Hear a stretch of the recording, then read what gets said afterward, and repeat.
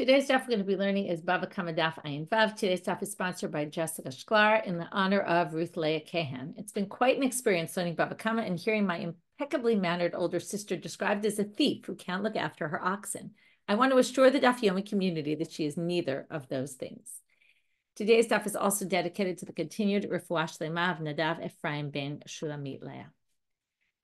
Okay, we're going to get started, just sort of finish up the last, unfortunately, we didn't have enough time yesterday, just finish up the end, tie the last knots of yesterday's sugya, which we dealt with, Hamodeh b'knas patur, and then what about if, right, I admit about a penalty, and then what happens if I admit, and then later witnesses come. So we saw there was a machloket, patur or chayav, and then we wanted to say maybe it's a machloket between Tanaim, and we brought in this other source, and in that was Sumchus, and Sumchus said, the Sumchus's claim was if witnesses come and say, I stole, and then I come and say, you're right that I stole, but it wasn't in front of you, it was in front of other witnesses. And then those witnesses, and then I say, and also, by the way, I slaughtered and sold. And then witnesses come and say, I stole, slaughtered, and sold. Then, right, then who has to pay what? And then we said, the first witness, and I brought Adin that came and testified against the first group and said they were lying. Okay, so, because not that they were lying, but we were with them on that day. And that's how we know they couldn't have seen it, as I claimed in my admission. So it had said there, since they tried to get me to pay the double payment, they have to pay the double payment. Now, the way we assumed it meant, and that's the words right now, they pay double. That means they have to pay the principal and the extra, right? The double. But something doesn't jive there. But wait, that's the punishment the Eid Zomem gets. What they tried to do to me. They claimed I stole. But what really happened? I came forward and I admitted that I stole myself. So I have to pay the keren. So they weren't going to make me pay the principal because of their testimony. I anyway confessed to that. So kasher zamam is what they tried to get me to do beyond what I admitted, really. So it shouldn't have to pay the double payment. They should have to pay. Well, again, it's how when you say the double payment, what do you mean? Usually the double payment includes the principal plus the double. It should be just the double, because that was what they were trying to get me to pay in addition to my confession. So Amar Rabbi Elazar Mishmei Darav Tashlum Dikefel.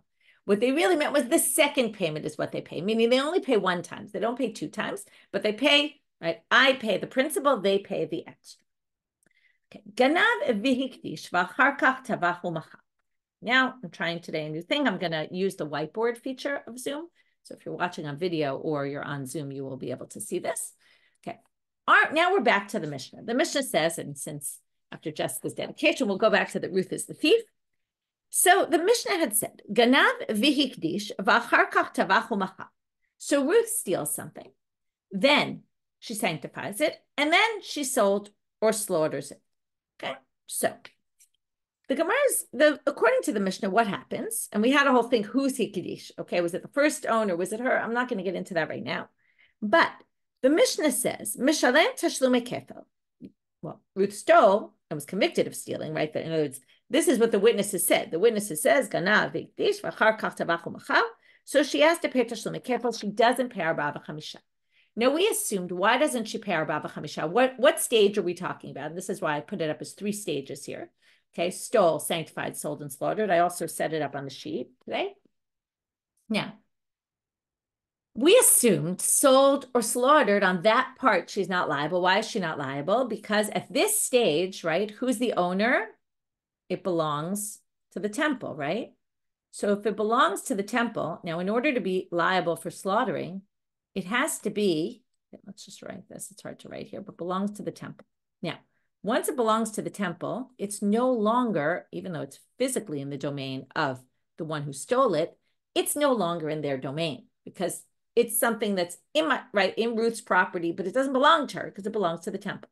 So if you sell, in other words, already at the sanctified stage, it belongs to the temple. So once it belongs to the temple, if I sell and slaughter something that belongs to the temple, I'm not liable because I have to sell or slaughter something, or Ruth has to sell and slaughter something in order to be liable. The 4 or 5 payment that's in her possession.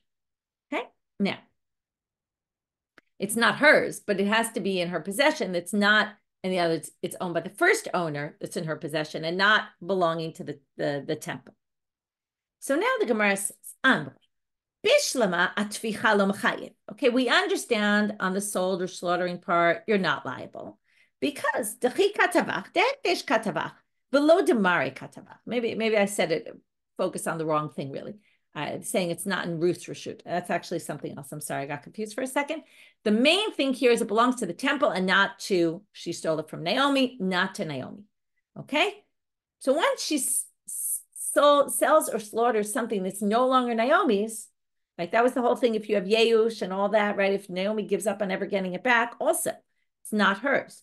So you're not liable for the slaughtering or selling. But now they add a whole new thing that we didn't think was the issue when we learned the Mishnah. Now they say the following. Ela a hekdesh lichai. But on the part when Ruth sanctifies the item that she stole, she should be liable then for what? Okay, doesn't say if you sanctify something in the Torah, but she should be liable for selling. Okay? Why should she be liable for selling? What does it mean to sell something? To sell something means to take it out of my domain and put it in someone else's domain. So, what's the difference? If Ruth sells something to Yael, so she basically took it from, Ruth had it now, and she gives it to Yael, right? She's basically taking something that was really Naomi's and giving Yael ownership rights of it. And for that, she's liable. But what is hekdesh, sanctifying something, if not selling it to someone else? Now, it's selling it to the heavens is the word they're using. What it means is, right, to the temple. You basically sanctifying something is equal to, okay, I'll put an equal sign here. It's equal to selling to the temple. So what's the difference if you sell something to the temple, to God, or you sell something to a regular person? It should be no different. She should be liable for this stage, arba'a v'chamisha. Okay, so the last stage of selling and slaughtering after was sanctified. We get it. It doesn't belong to Naomi anymore at all. And therefore, of course, she's not liable for the 4 or 5. But on the stage of the sanctifying, she should be liable. That's our big question here. Okay, why is she not liable for doing that? To which they answer, we're going to have 3 answers to this question. Okay, the first 2 are going to be rejected, and then we will end with a 3rd one.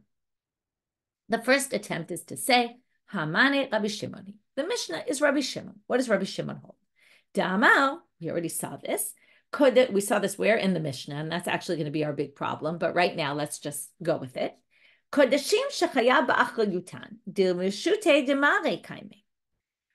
if it was kodashim, that it was sanctified in a way, so what happened? Ruth stole it, then she sanctified it. And she said, how did she sanctify it? She said, Hare alai, I have to bring a sacrifice. And then she designated the animal that she stole for that sacrifice. Now, in the event that the animal gets stolen from her, okay, what happens? She'll get paid back. Well, she's a thief, but let's say it was somebody else with that same case.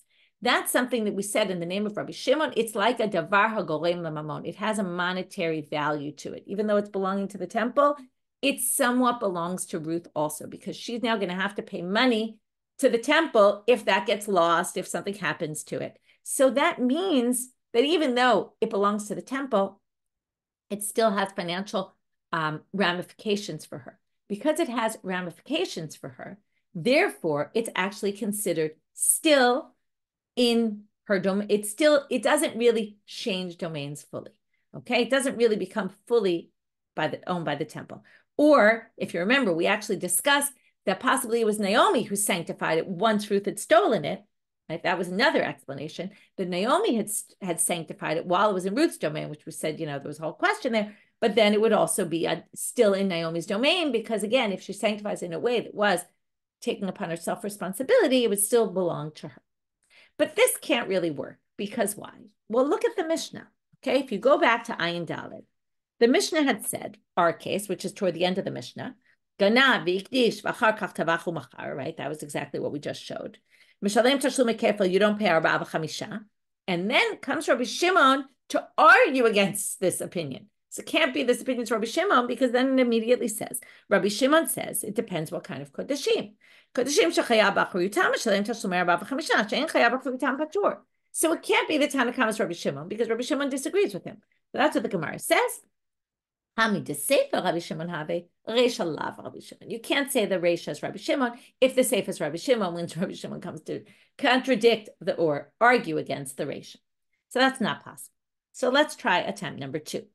What are kodshim kalim? What are kodshim kalim? Kodshim kalim are things like a shlamim, where I bring a sacrifice and I get to enjoy the meat. I get to eat the meat of it. Okay, some of it goes on the altar, but other parts of it get eaten by the owner. That's mine, okay? And it has lower level sanctity because I get to eat it. Then there's things called kodshim, which all get burnt. Okay, so there's different, right? And or most of it gets burned and some goes to the Kohen, but or some of it gets burnt, goes to the Kohen. Anyway, it's not owned by me. So now, we don't really know owned by me or not, but now we're going to say that's the difference. Kodshim kalim are still owned by me.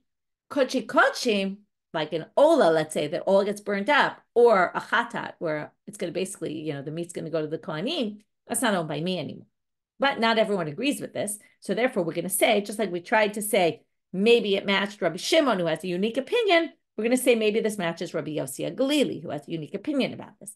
Aliba de Rabbi Yossi Galili, the Amar, Kodshim kalim mamam balim hu, ubi reshute kaimem. If you hold by Rabbi Yossi Galili, that when I sanctify something to be, let's say, a korban shlamim, a peace offering, then since I get to eat the meat, it's still going to be considered mine. That's okay. Now it's only Rabbi Yossi Galili who thinks it's still mine. Other people say, right, there's 2 approaches to kodshim kalim. Why can I eat the meat? Either because it was mine all to begin with, and I'm giving a bit of it to God, right, sanctifying it on the altar, but it's really mine. That's Rabbi Yossi Galili. Or you could say it's mamon gavoa, it belongs to God. Once I sanctify it, it's in the temple domain. But what? God is giving me permission to enjoy it. Okay, al shulchan gavoa ka'achle. That's how we say it. That I get to enjoy, like sit at the table of the one on high. Okay, and that's those are 2 different approaches. So if we take Rabbi Yossi Galili's approach, we can explain our Mishnah as talking about kodshim kalim. They don't really leave your domain. The whole question, again, let's just go back for a minute. The whole question here, if we look at our whiteboard, the whole question was, by sanctifying, I'm selling because I'm basically giving it to God, right? God becomes the owner. But if you say that it's kodshim kalim, and God isn't the owner of that, if you hold like Rabbi Yossi Galili, who says, I'm the owner, that makes more sense. Okay, so that's option 2. What's the problem with this? Well, the problem is, aditani reisha. Okay, now, sorry, I skipped a line. Aval kodshim mai. So now the Gemara says, wait a minute. According to what you're saying, if it was kodshim, what would you say? Right? Then mishalem tashlumei arba'a v'chamisha. Then you would pay arba'a v'chamisha. Well, if so, then what we call in Hebrew ha'ikar chaser min hasefer. The main part is actually missing then, because if kodshim, I would actually have to pay arba'a v'chamisha because hikdish is like selling. And the Mishnah, if you remember, there's 2 Mishnayot. One sets up the cases where you have to pay arba'a v'chamisha, and one sets up the cases where you don't have to pay arba'a v'chamisha. Now, what's the parallel case to our case? Well, Adatani Reisha, in the first Mishnah, the one before ours, it said, Ganav v'tavach v'achar kach hikdish. Okay, not the same order we have here, right? Again, let's just see the order. It'll make it easier. Second. The order here is he stole, he sanctified, and then he sold and slaughtered. Now, in the previous Mishnah, it said he stole, he sold and slaughtered, and then he sanctified. Now, since the selling or the slaughtering happened before it was sanctified, so I'm actually liable for that. So, Aditani Reisha Ganav Tabach V'achar Kach Hikdish Mishalem Tashlumei Arba'a v'chamisha, where it set up that case, it would have brought a better parallel case here, because in our case, we have the same actions, right? Stealing, sanctifying, and selling and slaughtering, but kodshim, you would be liable, the 4 or 5, and kodshim kalim, you wouldn't be liable, the 4 or 5. So basically, what they're saying is it doesn't make any sense that the Mishnah didn't quote that. That would have been a much more obvious parallel case. So that's what the Gemara says when it says liflog v'litni bedida. It should have made the distinction within the Mishnah here. It should have said it Now, I don't know why they didn't say it should have brought it in the first Mishnah and said, in kochim, you'd be liable, and in kochim kalim, no. But they're basically saying in this Mishnah, it should have made that distinction because that's a much stronger comparison. So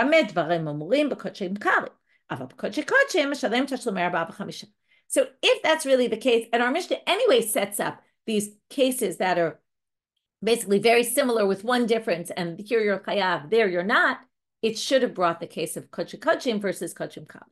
So they reject that answer. So again, we tried to say it's Rabbi Shimon who holds kochim shechayav b'achliyutan are yours, and maybe that's why.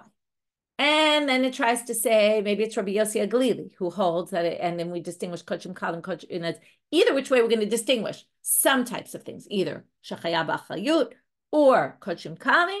But now the Gemara rejects that and says no. Ela la'olam, and here's just the words rejecting the previous. La'olam lo shna kochim lo shna kochim kalim.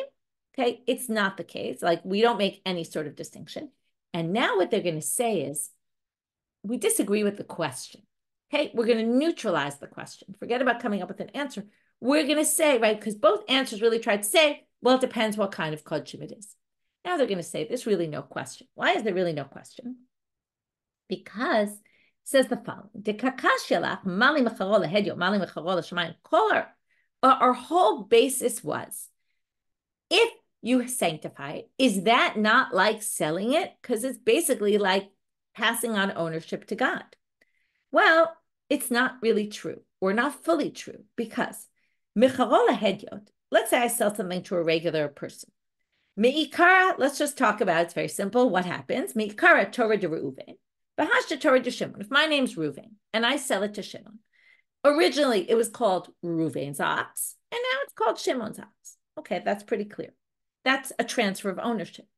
Mecharol Shamayim. Now, when I have an animal in my domain and I sanctify it to the temple, what do we call it?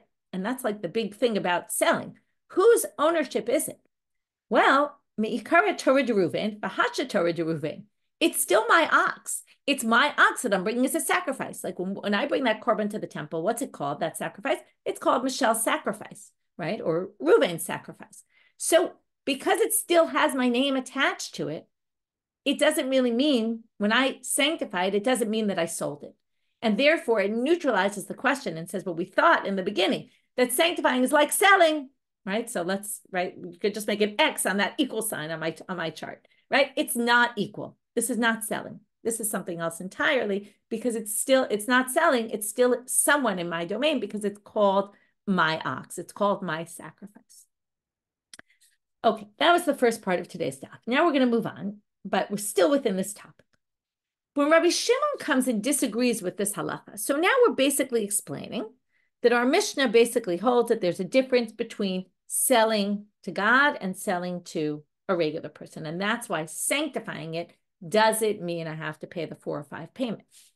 Well, comes the Gemara and now assumes that when Rabbi Shimon says, it depends if it was a sacrifice that I took responsibility for or not. That's going to affect. If I assumed responsibility, I would have to pay the 4 or 5 payment.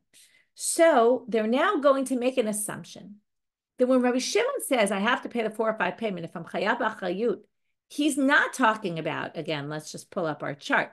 He's not talking about if I sold or slaughtered here the animal at the 3rd stage. He's talking about when I sanctify it. When I sanctify it, okay, it's going to depend on whether it's chayav b'achliyut or not. And because we're going to assume Rabbi Shimon disagrees with the basic premise of Tana Kamma. Tana Kamma said there's a difference between mechira lehedyot and mechira lehekdesh. So Amre, so first they say Rabbi Shimon Omer, which is the distinction we've already seen. Amre, nehida savar Rabbi Shimon, mali mecharo lehedyot, mali mecharo leshamayim. Let's assume, this is what they're saying, nehi. Let's take it for granted that the disagreement between them is about this issue. So selling it to God, according to Rabbi Shimon, would be transferring ownership. And that's why you're going to be chayav in this case, right? You're liable to pay arba v'chamisha. When are you liable? In the case, according to Rabbi Shimon, of chayav b'achliyut. But wait a minute, that makes no sense. It should be the opposite. Let's think this through. Why are you liable? Because by transferring it from me to God, it's basically like I've transferred the ownership, right? By sanctifying it, it's as if I transfer the ownership. When do I transfer it more? When I have no responsibility for the animal, or when I assume responsibility for the animal? If I assume responsibility for the animal, what did we say? It's closer to me then, right? It's more like my property, which means if it's more like my property, then I haven't sold it as much as the other case where I'm not liable for it. If I'm not responsible for it. If I'm not responsible for it, then that means that it's completely not mine, and then the ownership would be transferred. And then what would happen? If the ownership transfers, I'm liable for selling it, which means I have to pay the arba v'chamisha. But Rabbi Shimon says the exact opposite. So if we're assuming Rabbi Shimon disagrees about the point of mali mecharola shamayim, mali mecharola hedyot, and he thinks it's basically selling at that stage of sanctifying, you should say the opposite. And here's the opposite. It should have said that I still have somewhat ownership rights for, because I have to replace this animal. I should be patur. And that's the opposite of what he said. To akate lo nafik mereshute, because it didn't completely leave my domain, because I still have responsibility to pay the money if it gets lost or stolen. Kodashim she'eno chayav ve'achoriyutan chayav. And then ones that I'm not liable for, I should specifically be liable for, because if I sell them, because, right, if Ruth sells them, dimaf kele mereshute, because by doing that, she removes it completely from being owned by a person, and it goes to God. So that doesn't make any sense. Because of that, we have to basically assume that what Rabbi Shimon was referring to was something else entirely, and that he wasn't referring to this case of stole, sanctified, and sold. Okay, and that's basically because, okay, let's just go back to the case and we'll make it very clear here. Because, okay, because what? The sanctified part, you're not going to be liable for, because it makes no sense, the distinction he makes. Okay, you can't say it's all because he thinks you sold it to God and that's why you transferred ownership, because it would be the reverse. You can't say it's on the third stage of sold or slaughtered, because at that point it belongs to the temple. It doesn't belong to the original owner anymore. So basically, it doesn't make any sense that you be chayav arba v'chamisha. Even if what they're saying is, even if it's still chayav b'chayut, it still belongs to the temple. Like, it doesn't make any sense that once it's completely, sanctified, that he would make you liable. And therefore, they have to say the following. Amri Rabbi Shimon amilta achritakai. He was talking about something else entirely. He wasn't referring to the previous line in the Mishna. He was referring to the following. Hachi katani. And this is what it says. Now, this first line actually appears in a previous Mishnah, a few Mishnayot ago. You might remember it. If you steal from someone who stole, you don't pay 4 or 5. Why not? You remember? Because it says gunav mi beit ha'ish. You have to steal it from the house of the person. It's no longer in the house of the original owner. V'chein gonev hekdesh mi beit baalim patur. Now they add this case. And if you steal, now here we're going to do, okay, and this is why I left it here. Let me just see, I can erase, right? So let's erase some things here. Okay, now, what I'm doing here is we're now going to say, instead of the case that Rabbi Shimon's referring to is not stole, sanctified, and sold. It's, I can actually type here. That's much better. Okay, I should have looked at this before. Okay, it's sold. It's sanctified. Okay, then, let's do this again. Sanctified, then stole, and then slaughtered or sold. Okay, so now we're going to have it like this. Let's draw. This is kind of fun. Okay. The case is a different order. Okay, this is much neater. I'll have to do this next time. Sanctified and then stole. Okay, that's what we're talking about. When Naomi sanctified in the first place, and then Ruth stole something that was already sanctified. And that's what he comes to say. Okay, now let's read it inside. Then comes Rabbi Shimon. So now, number one, and someone who steals hekdesh from the house of the owner is also exempt according to Tana Kamma. My time, why? Because gunav mi beit ha'ish. It has to be stolen from the person's house, but mi beit hekdesh. Even though theoretically it's in Naomi's house when Ruth steals it, it doesn't matter because it's not really in Naomi's house, because it really belongs to the temple. This is already owned by the temple. Rabbi Shimon comes and says, it depends how Ruth sanctified it. Or, it depends how Naomi sanctified it. When Naomi sanctified it before Ruth stole it, was it Kodashim Shechaya B'Achrayutan? Did she say, I have to bring a korban and then designated an animal? If so, when Ruth steals it, she actually stole something legitimate, because now that's going to cause Naomi to have to pay. So that is considered theft. And then chayav. Then if Ruth steals and then slaughters, she's going to be liable the 4 or 5 payment. My time, because since Naomi is going to have to now spend money to replace it, that's considered having stole from her property. But if it's something she'ino chayav b'achrayut, she said, this animal will be sanctified. The animal gets stolen. Naomi doesn't have to do anything about it. Well, patur delo karina be'vigunav mi beit ha'ish. Okay, and that's basically how we understand Rabbi Shimon. So Rabbi Shimon is not the way we thought Rabbi Shimon was in the first place when we read the Mishnah, referring to the case of ganav hikdish and then sold and slaughtered. But no, it's hikdish ganav. First sanctified, then slaughtered, then sold. First sanctified, then stole, then slaughtered.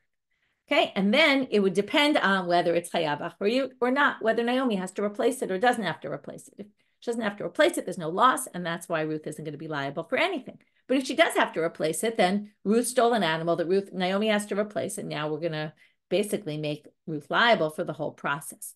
So that's what Rabbi Shimon is saying.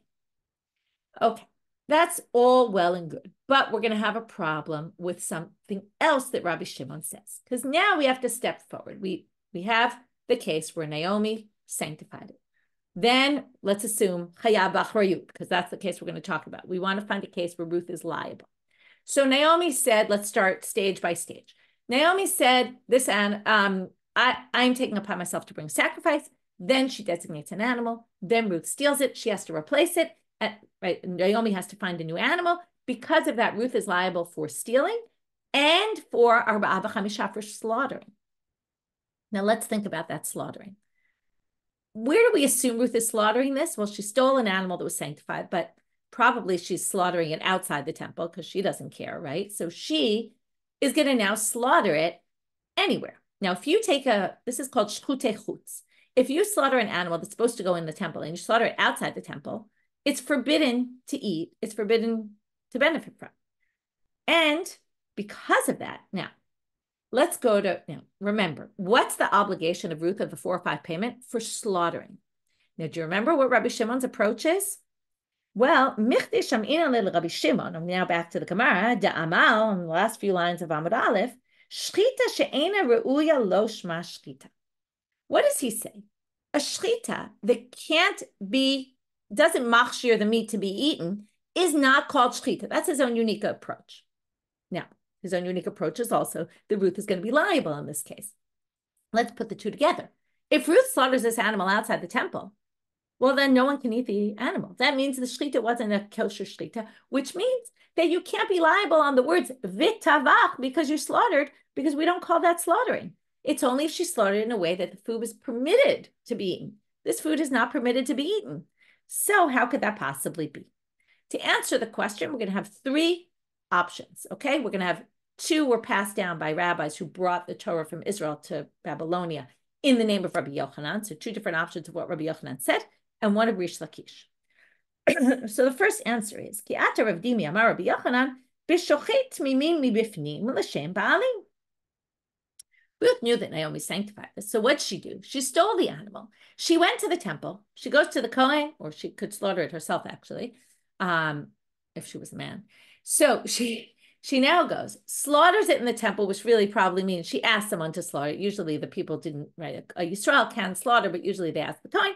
She goes to the Kohen and says, can you slaughter this animal and bring it as a sacrifice for Naomi? That's a little weird, but okay, let's assume she did that. And then it's a kosher shchita, and it's kosher korban. Everything's fine except for the fact that she stole it. So now the Gemara says, wait, that can't possibly be, because what are we looking for? A case where she's liable to pay the kefel and pay the arba'a b'chamisha. But in this case, if she took the animal that Naomi had sanctified and said, hare alai, to bring a sacrifice, took an animal, and Ruth actually brought the animal, well, then there's no loss for Naomi. Maybe Ruth would have to pay the kefel because she stole it, but in the end, Hare Chazra Keren Lebali, okay? She returned the principle to Naomi by basically doing with it what Naomi wanted to be done with it and brought it to the temple and sacrificed it first. So that's a little strange. To which the Gemara says, well, Amar Rabbi Yitzchak bar Avin, he explained, Shenishpach Hadam. What happened here? The blood was spilled. Meaning that what happens? She the Kohen who was doing the work and the sacrifice, Ruth, okay, so now you'd have to assume that the only way this would make sense, Rabbi Shimon, would be where? Ruth took Naomi's sacrifice. She brought it to the temple after stealing it, said, please sacrifice this for Naomi, and the Kohanim spilled the blood by accident. And now Naomi would have to replace the animal entirely and bring a new animal from the start. And that's why Naomi would be liable. That's a bit of a strange ukimta, a little hard to believe that's really what it means, but that's one way to possibly explain. Ki'ata Rabin, Amar Rabbi Yochanan. Rabin came, he said in the name of Rabbi Yochanan, a different case. It's when Ruth takes the animal that Naomi had sanctified and she brings it for herself in the temple. Okay, she brings it as her own sacrifice. That makes a little more sense that she could do that, which means there's no problem of shchut chutz. It wasn't done outside. The shchita is kshera. And what happens when you bring someone else's animal? The truth is, the sacrifice is kosher. I mean, remember, you're not supposed to bring a sacrifice that's stolen. I don't know why they don't relate to that element. But theoretically, it's a sacrifice that can be brought. It's a sacrifice you bring shalol l'shem ba'alim. Okay, if you bring something not in the name of the owner, so it's a problem. It's a problem for the owner. The owner has to bring their own korban now because Naomi never got her sacrifice brought. So she's going to have to replace it. That's why it's chayav achayutan, you be chayav. Ruth would have to basically compensate her. And the Karen doesn't go back to the original because she didn't do it for Naomi. And that would be a good option. Okay, other than the fact that it's a stolen sacrifice. But it could mean you're not supposed to bring a stolen sacrifice, but it doesn't necessarily mean that the sacrifice isn't valid. In other words, in the end, it was... You didn't create a situation where now the meat is all forbidden to benefit from and all that. Moving now to Amud Bet. Rish Lakish Omer, third answer. B'shochet ba'alei mumim b'chutz. Maybe the animal got a blemish on it. Okay, so if the animal is blemished, then there's no problem with shchut chutz because you could sacrifice it outside the temple. With a minor issue we're going to have to talk about. Because what? How do you sacrifice a Baal Mum? Well, what you have to do is the following. You wait till it gets blemished, okay, or maybe it was already blemished. And then, so again, Naomi designated this animal, and then it became blemished. Whether before it was stolen, after it was stolen, we don't know. But whatever, maybe during the theft, who knows? And it becomes blemished, so now it can't be sacrificed. So Ruth can slaughter it, but why can she slaughter it? After she redeems it. You have to redeem it first. You have to take the sanctity off it. It still has what we call kedushat damim. Its still value is sanctified. So she would have to redeem it. That's going to be a bit of a problem here. So, Taiba Rabbi Elazar. Rabbi Elazar now asks the question. So we have three possible answers to how does Rabbi Shimon's approach, the way we explain, Chayab Achayutan, you're going to be, if she did the Kodashim that you took responsibility for, she's going, right, if Ruth steals that kind of sacrifice that was already sanctified by Naomi, she would have to pay the Arba V'Chamisha. If a Shchita She'ena Ruya and it isn't called Shchita, and we are assuming Ruth did it outside the temple, well, either she did it outside the temple, but it was okay because it was blemished, or it was inside the temple, she did it for the sake of a sacrifice, either her own or Naomi's. Those were our three answers. Comes Rabbi Elazar and asks the following question. The Rabbi Yochanan, and it's a debate, is this only on the first Rabbi Yochanan, the second Rabbi Yochanan? I'm going to explain it, it's really only on the first, but there are those who disagree and explain it otherwise. Shrita materet, halo zrika materet. A sacrifice. Now, if I want to eat an animal outside the temple, all I have to do is sacrifice it, and that makes the animal permitted.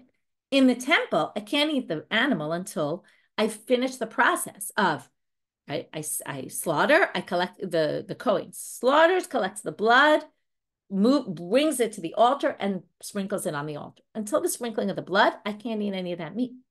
And in this case, and this is why it makes more sense to me that it's on the first issue, the first explanation assumed that what? The blood was spilled on the floor. If the blood was spilled on the floor and it never got onto the altar because it fell, right? And now there's no way to fix it. Once it spills on the floor, you can't pick it up, and right, the floor was dirt. It got absorbed right away into the dirt. There's no way to sprinkle that blood on the altar. Well, if that's the case, then how could the shchita be kosher? Because the shchita doesn't do anything in and of itself unless you also sprinkle the blood. So in the end, retroactively, that shchita was a bad shchita. And again, Rabbi Shimon says if it's a bad shchita that doesn't permit you to eat the meat, then it's not called that you slaughtered it. If you're not called that you slaughtered it, so Ruth didn't slaughter this animal then. If Ruth didn't slaughter the animal, how can you make her obligated for arba avachamisha, for the 4 or 5 payment? So that's the first question. And L'Rish Lakish, as I already mentioned this, shchita materet, halo b'dia materet. If she slaughters that animal before it's blemished, but if she doesn't redeem it, that doesn't permit it to be eaten. You can't eat that animal. That's sanctified animal. You have to redeem it before you slaughter it. So these answers really make no sense because in the end, if it wasn't redeemed, and we didn't say it was redeemed, then the shchita doesn't permit it. Okay? And then the shchita is not a kosher shchita.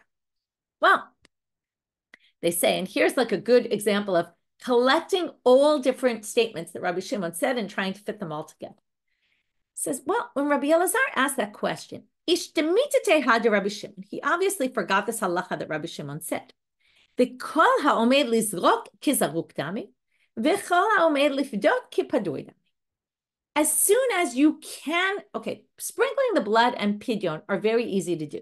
Sprinkle the blood, right? All you have to do is just take the blood, pour it on the altar. All you have to do to redeem is just take money and replace it. It's very simple and it's so easy to do right away. So comes Rabbi Shimon and he holds, if you're able to sprinkle the blood, potentially could do it, then it's as if you did. And if you could redeem it, it's as if you did. So basically, you're going to have these two cases where we're basically going to say the two questions he asked, it doesn't matter if the blood fell on the floor. It doesn't matter if you didn't redeem it because in the case where the blood spilled on the floor, as soon as you slaughter it, since you could potentially sprinkle the blood on the altar, it's as if it was done. And therefore, your shechita is kshera no matter what. And it could be down the road. You won't be able to eat it because the blood gets spilled, but that doesn't matter because at the moment you slaughter it, that's called a slaughtering, an act of slaughtering. Whatever happens later has no effect.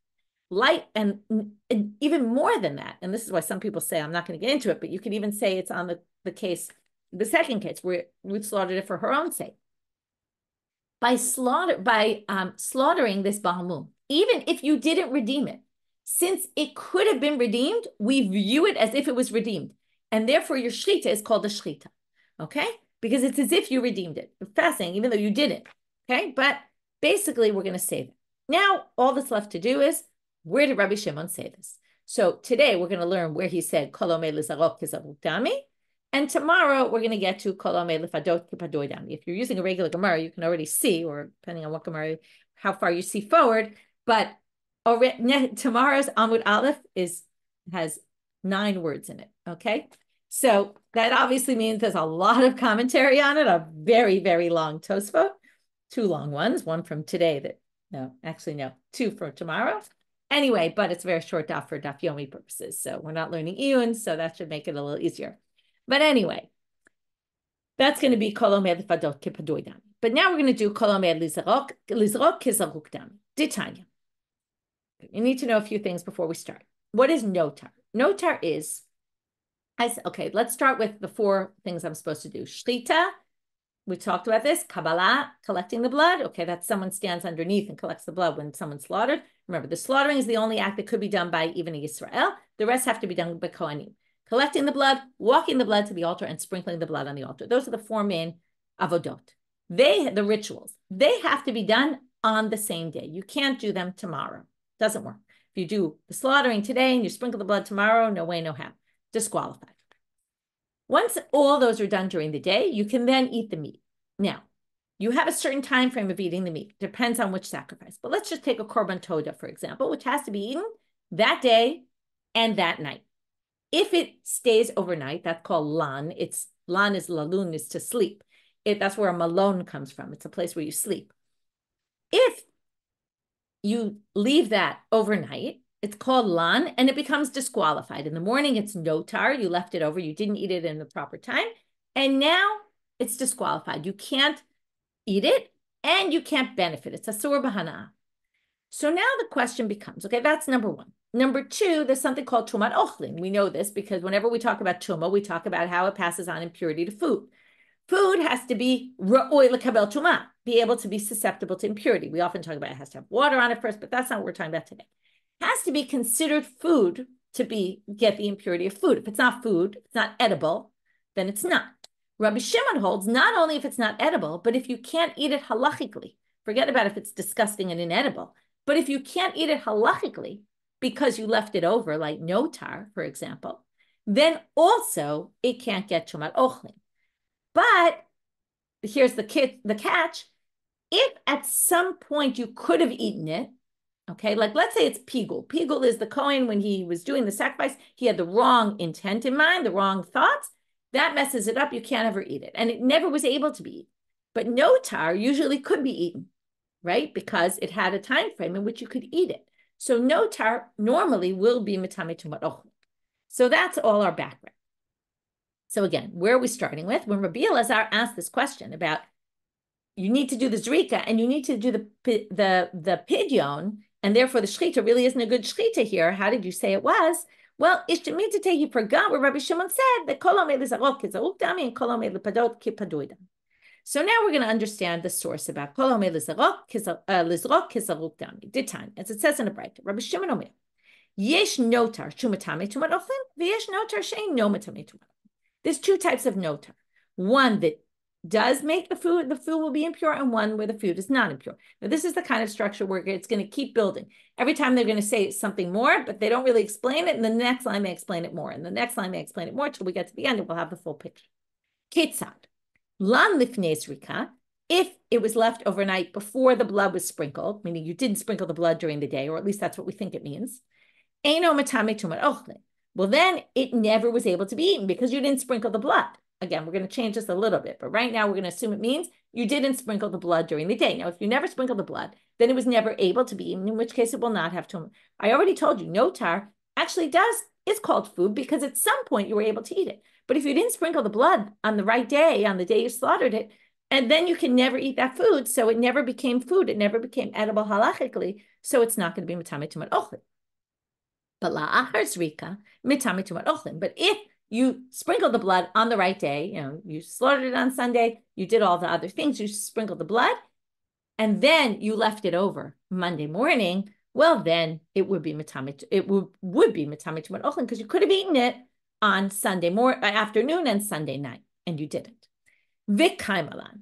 And then they explain, but wait, my lifnei zrika, what is lifnei zrika? It's not exactly what we meant. It's not before you sprinkled it. It's meaning if you didn't sprinkle it at all that day. It's kodem shenir'eh lizrika. What it means is if you didn't leave enough time in the day to sprinkle it. That's what it means. La'achar, which in a minute we'll explain what that means. La'achar zrika is la'achar shenir'eh lizrika. After zrika means after you could have potentially sprinkled the blood. So kodem shenir'eh lizrika lan maihi. So what does that mean exactly? Dilo havya shehu bayom lemizrake deshachti samuch l'shkiya l'chama ve'eno mitame tumat ochlin. If you did the slaughtering right as the sun was setting, and you didn't, this sounds like the toch kadei dibur sugya, and you didn't leave enough time, because how long does it take to sprinkle the blood? Very little time. But you did it at the very, in Hebrew they call it the dakat tish'im, right? The 90th minute. You did it at the very last second. You could have done it, and you didn't leave enough time to sprinkle the blood. Well, then that never had an option to be eaten. But la'achar shenir'eh lizrika, and therefore it'll never be potentially able to become impure. But after nir'eh lizrika lan, dahavya shehu bayom lemizrake. If you did it at 12 o'clock in the afternoon, you slaughtered it, and then you didn't sprinkle the blood that day, but you could have sprinkled the blood that day. That's exactly what we're looking for. It's mitame tumat ochlin. What do you learn from this? So even if you didn't actually make it able to be eaten, because it was such an easy thing to do, and we view it the second you slaughter it at 12 o'clock in the afternoon, or even 5 minutes before Shkia, we view it as if you sprinkled the blood. And in that case, not only will you be liable for slaughtering the Arba Chamisha, because we're going to call that slaughtering a Shchita Re'uya, even though in the end you couldn't eat it. Likewise, we say the same thing, right? We learn this from here, which is also what will be Matame Tumat. Okay, so that was the first source. We have to now see the pidyon source. So let's just do a quick review of the daf. We started with a side point about how do you pay the kefel if the guy admitted anyway. We talked about, well, you only pay the double payment, not except the principal and the double. Then we got off to ganav v'ikdish v'achar kach tavach, and then we had this whole question. Why aren't you liable for the hikdish part? Isn't that selling it? And then we had 3 possible answers, 2 were rejected. We stuck with the third one, which is actually, it's still called your sacrifice. So that was the way we resolved it. Then we tried to suggest that was what Rabbi Shimon said. And that's why he disagreed, but that didn't make any sense with the distinction he made. It should have been the opposite. So we actually say Rabbi Shimon was talking about not ganav yikdish, but hikdish v'ganav. You sanctified and then stole. And that was a whole different story. And then we had to rectify that. How does that work with other statements that Rabbi Shimon said about the shchita she'ena ru'uya? And that was where we just ended now with resolving all of that. And now we're just left with the last piece, which is how do we know that ra'oi, if you could potentially redeem it, it's as if you redeemed it, and that would again make the shchita a kosher shchita, even if you didn't redeem it. It would not a kosher shchita, but it would be called shchita. Okay, with that, we'll finish for today. Wishing everyone a good day today.